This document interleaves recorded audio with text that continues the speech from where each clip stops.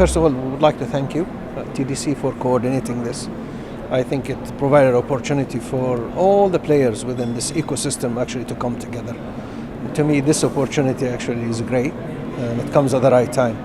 The relationship between industry, academia, defense contractors and the government. Somebody has to pull this together. And now I'm heading R&D function within the Mubadala Aerospace Defense and ICT group.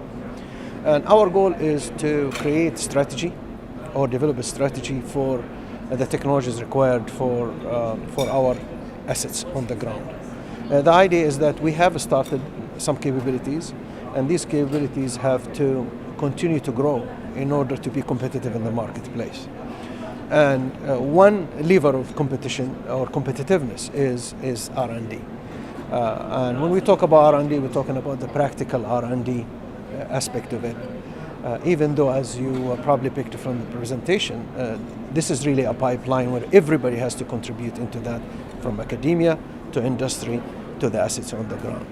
So at this point, we don't have a large organization, but we are in the process of creating an entity to do industrial research in collaboration with our sister company, Tawaz. There are different models globally about how do you do R&D.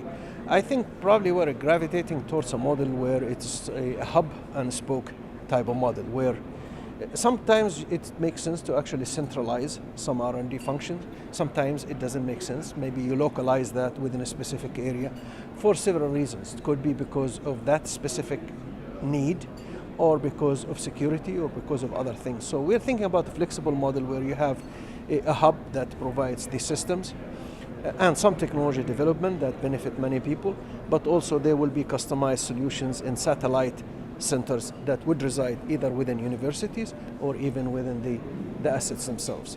Our vision for an R&D center actually is more of both defense and commercial.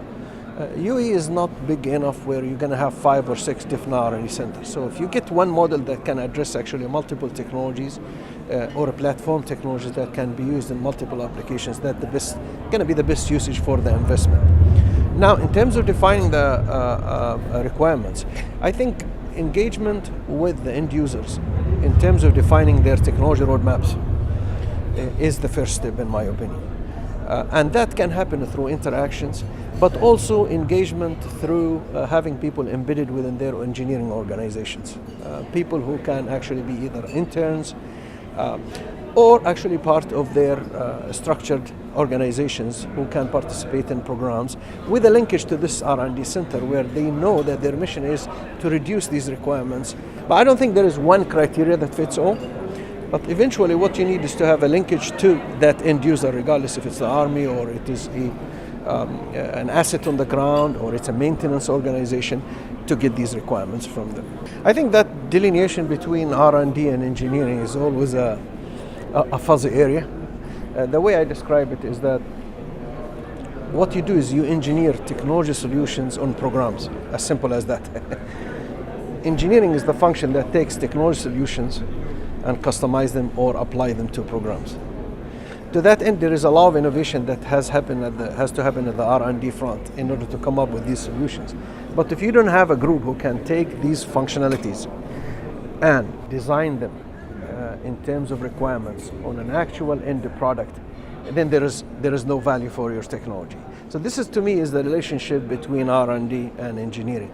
On that pipeline scale that you saw there, it's that linkage between products or manufacturing or whatever the assets do or the end users, and the technology TRL pipeline from 1 to 9. It's that link between the two. And if you go around this conference and see all these companies from Yasat, we're talking about satellites, we're talking about Tawazun Dynamics, outside here you see Strata, maintenance.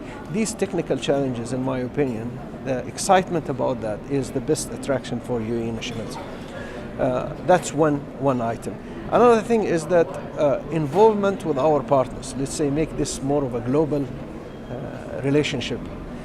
We send, for example, interns to Airbus.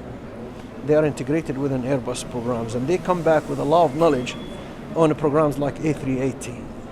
That, to me, is actually one driver for them to continue to want to be that. So I think excitement about the industry, seeing the end result of what they do is probably one ingredient that we can help with from the industry side. Yeah.